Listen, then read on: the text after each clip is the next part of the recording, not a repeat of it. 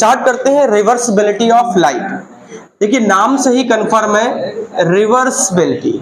Suppose that कि ये N1 से N2 में ट्रेवल करें, हम एयर से बेटा ग्लास में ट्रेवल कर रहे हैं, ठीक है। ग्लास में आप वाटर भी यूज कर सकते हैं, कुछ भी। तो बेटा यहां से हम जो इंसिडेंट लाइट इस पे डालते हैं तो ये एंगल ऑफ आई होता है। तो जब एयर होता है हमारा रेयरर और ग्लास हमारा होता है डेंसर, तो रेयरर से डेंसर जाते हैं तो टूवर्ड्स नॉर्मल आते हैं, नॉर्मल के पास आते हैं।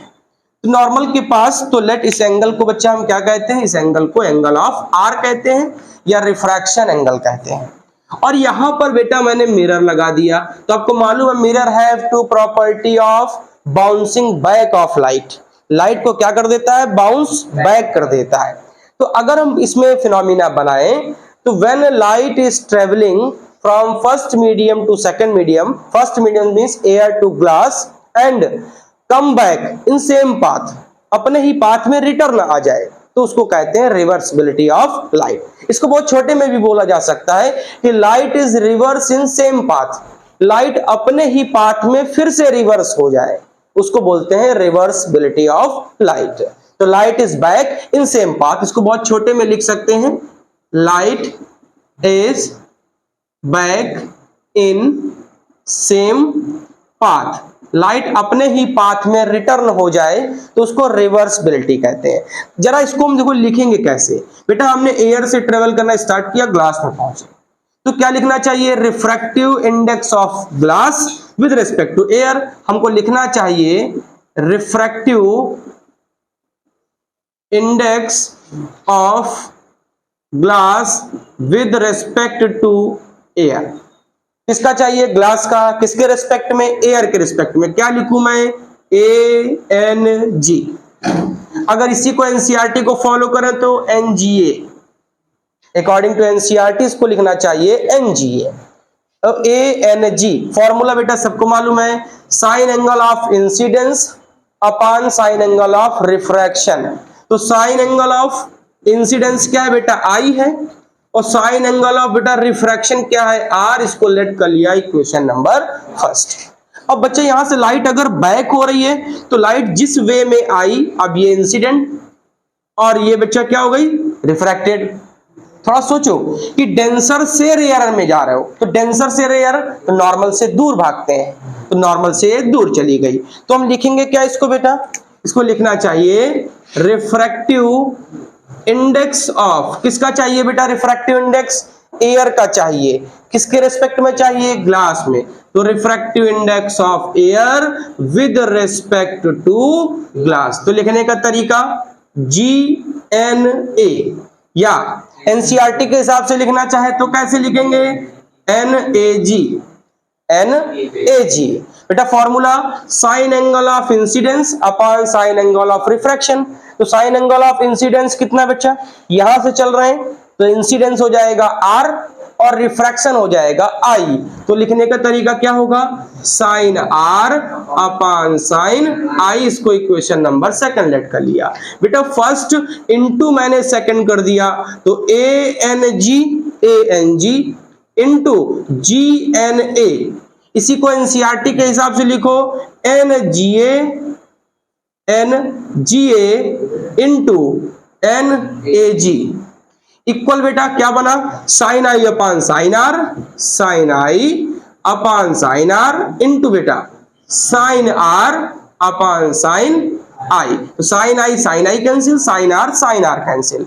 तो बेटा ANG इंटू GNA इक्वल कितना आया, 1।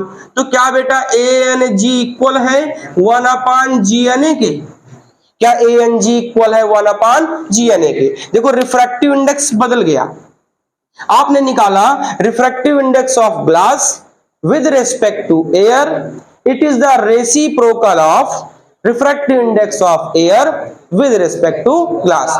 मतलब जितना रिफ्रैक्टिव इंडेक्स ग्लास का होगा एयर के रिस्पेक्ट में, वो रेसिप्रोकल होगा रिफ्रैक्टिव इंडेक्स किसका बेटा, एयर का, किसके रिस्पेक्ट में, ग्लास के रिस्पेक्ट में। तो ऐसे ही बेटा यहां पर वाटर ले लेते, तो अगर हम वाटर लेते तो हमको लिखना चाहिए ANW और ये इक्वल होना चाहिए 1 अपॉन W NA के। ANW किसके इक्वल होना चाहिए, 1/WNA के।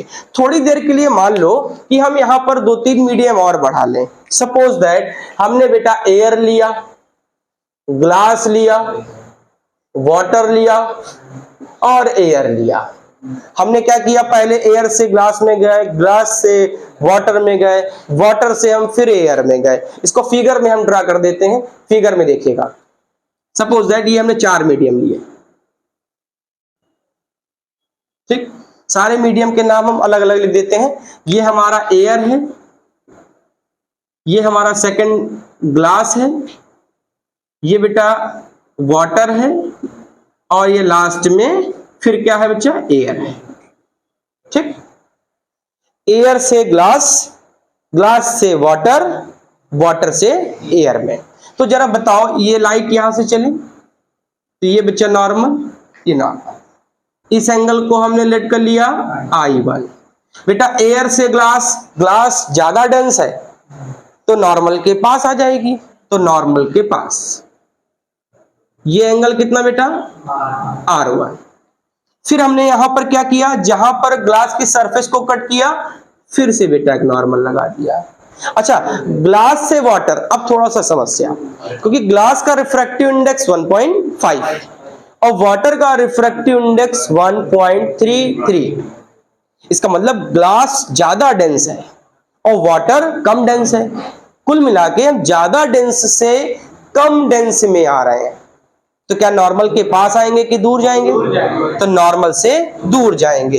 तो थोड़ा सा, ऐसा नहीं कि बहुत ज्यादा दूर, क्योंकि बहुत डिफरेंस कम है दोनों के बीच में, तो थोड़ा सा डेविएशन कराएंगे। कहां पर, नॉर्मल से थोड़ा अवे। तो हम क्या करा दे, थोड़ा नॉर्मल से अवे, ठीक। ये हो गया बेटा। अब थोड़ा सा सोचो बेटा, बेटा अल्टरनेट एंगल शायद इक्वल होते हैं, तो ये R1 है तो ये भी एंगल कितना होगा, R1 होगा, ठीक। तो बेटा इसको मैं क्या मान लूं, R2 मान लूं। बेटा यहां पर हमने फिर क्या लगा दिया, नॉर्मल लगा दिया। अब जरा सोचो ये R2 है तो बेटा ये भी क्या होना चाहिए, R2। बेटा वाटर से एयर में जा रहे हो, डेंसर से एयर में जा रहे हो, नॉर्मल से दूर जाओगे, तो नॉर्मल से दूर जाओगे। नॉर्मल से दूर तो कितना एंगल, तो जितना स्टार्टिंग होती है वही एंड होती है। वैसे इसको एंगल ऑफ इमरजेंट कहते हैं, एंगल ऑफ इमरजेंस के नाम से। लेकिन यहां पर जो बुक में लेट किया जाता है वो ओरिजिनल एंगल जो पहले था I1। ये ऐसा क्यों होता है, लेटरल शिफ्टिंग में इसकी प्रूविंग बताएंगे। अगर हम यहाँ पे बेटा मिरर लगा दें तो जैसे फिनोमिना ये आ रहा है ये वैसे ही रिटर्न हो जाएगा।